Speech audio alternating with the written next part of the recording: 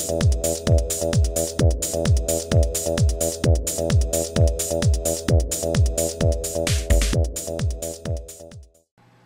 there folks, today I'd like to take a casual peek into the Street Fighter Blanka action figure set from State-of-the-Art Toys, or SOTA.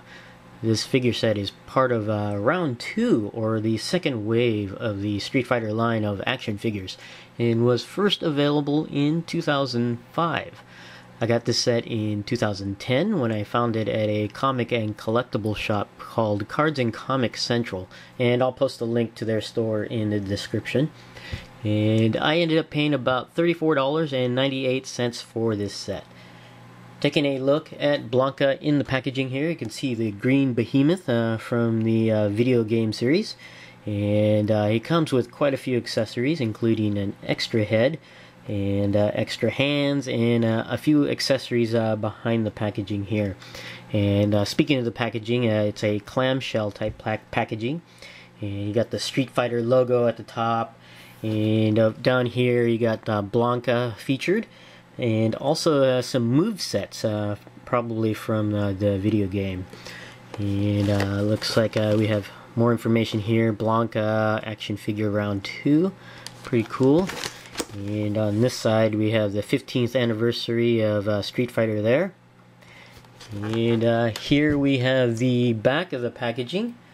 And the figures from round 2, or the second wave of action figures from Street Fighter. We have Ken and Cammy, Vega, Blanka, and T-Hawk. And you can see the flags representing the countries that they hail from: United States, United Kingdom, Spain, Brazil, and Mexico. Now we'll be right back and have Blanka out of the packaging. Alright, we have Blanka out of the packaging, and as you can see here, the figure does come included with a few accessories, some of them very interesting. And we're going to go ahead and take a look at these first, and we'll start out with some printed material here. And I'll go ahead and take a look at this and open it up. And it's basically a printed brochure of other state-of-the-art items, or SOTA items, from various lines. You can see here Chronicles of Riddick, of course the Street Fighter line, and let's see here, we've got the Charmed TV series line, pretty interesting. And on the other side we have Aliens vs. Predators, a chess set, pretty cool. Insane Clown Posse, PBR, Tomb Raider, Twisted, and now playing, basically a movie related line, and Nightmares of Lovecraft. So that's pretty cool. I don't think there's anything on the other side. Yes, just white there.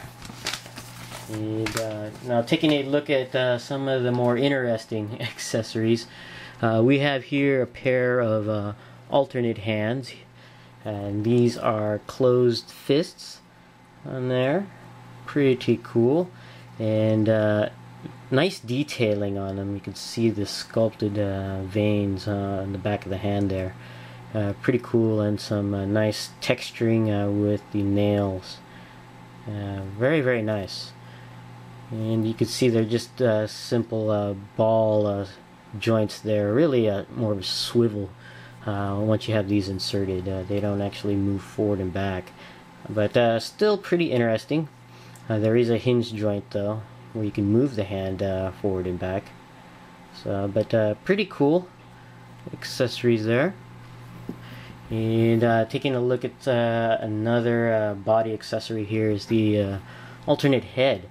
And this one here is of a screaming version of Blanka, and very interesting detail. You can see especially the row of teeth there, very sharp teeth, and it's pretty cool. You can see even a layer of the gum above the teeth there, and below the teeth.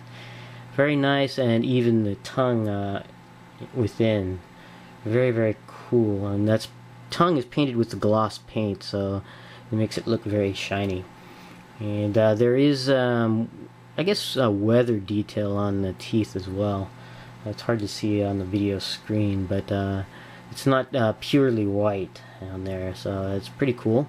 And of course you got the fur-like hair, or electrified hair. Very nice detail on that. And the head is easily swappable. It's no problems removing the head from the figure to replace it with the alternate head. But very cool alternate head there.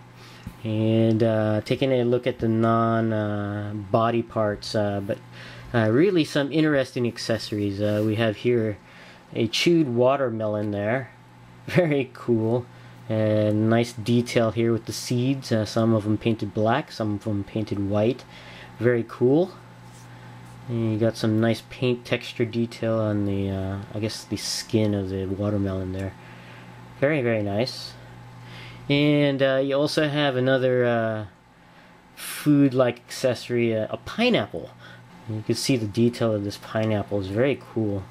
And the leaf-like parts of the pineapple are made of a softer plastic material, so it's quite bendy on there. You can just move it a little bit and you can move it around. It's actually quite cool.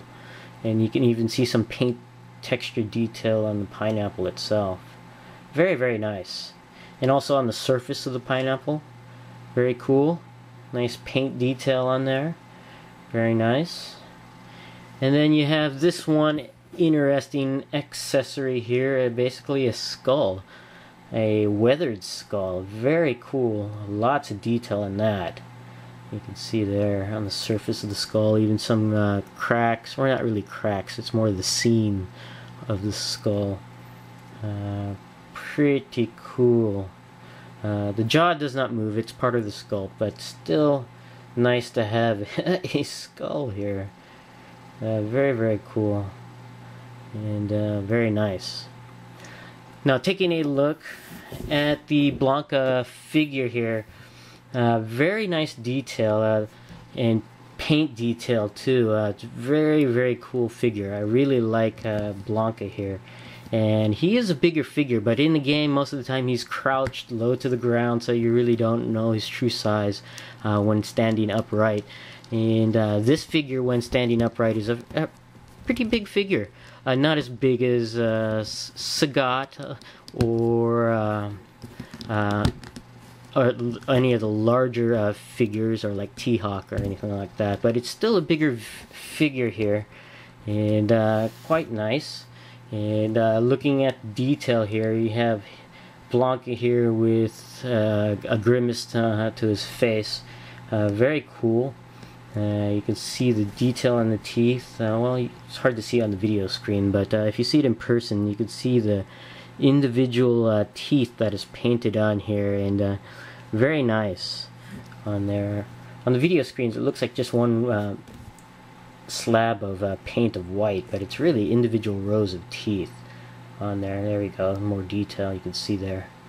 Very, very cool. And you get a nice sculpt to the face, especially around the burrowed brow, on the furrowed brow. I get my words mixed up there. But pretty cool. And then you get, of course, you have the hair again, which is nice, nicely sculpted, very much like the alternate head. And the material on the tips of the hair here is made of a softer rubber-like material. So it's not true solid hard plastic, which is kind of cool. You can see I'm squeezing it in. And underneath the head, or the hair, is more sculpted detail on there. I forgot to show on the alternate head, but you can see the sculpting detail of the hair underneath the hair. It's actually pretty cool. SOTA could have left that just plain and blank of detail, but they decided to sculpt on the inside, which is very, very nice. I really like that. Very cool. And you see I popped the head off really easily. No problems putting it in and out on there. And due to the sculpt of the neck, where it's a bit forward a little bit, it makes it easier for the hair to lean toward the back. It does make the head look upwards, but if you have him in his typical pose, which is usually crouched over, it's not too bad on there. Very cool. And looking at the rest of the figure, there's one thing I have to mention is the paint on here, and it's very well done. I really love the paint on this figure. The lights are a little bright. They are washing out a little bit of the detail from what I can see on the screen, but the green is a darker shade of green, and it's a solid green except for where the shading is. There's another layer of shading in the recessed areas of the figure's torso and arms. Wherever there's a green, you can see all this shading detail on there. It's very well done, and you got a darker shade of green in those recessed areas, and it's just excellently applied. I really like it on the paint on this figure. And of course, as far as detail, you can see the musculature very well done on the sculpt, and also on these tufts of hair on the torso, on the chest area here. Kind of cool. Even on the arms right there, and even some on the leg. Very, very nice. And then you have here the pants, which has got some nice detail as well. You can see the folds in the cloth, sculpted belt loops on here, very nice, and even sculpted seams on the side of the leg, the back of the pants, even on the front. Very cool. And then you got the frayed edges to the pants there, and nicely detailed. You see how this is all sculpted and painted. And speaking of the paint, there's a nice paint on the pants as well. You got the paint of a brown color on here, and then you have what look like streaks of dark brown to black. Looks like it was dry brush to make to add some detail to the pants. Kind of hard to see on the video, but it's there, and it makes it look very, very nice. Looking down here to the legs area, right up below the hair here, you got what looks like he was chained up previously. He even had a loop here for the chain. Looks like he was bound by someone or something, which is pretty cool. You can see some more detail there on this restraint here. Very, very nice.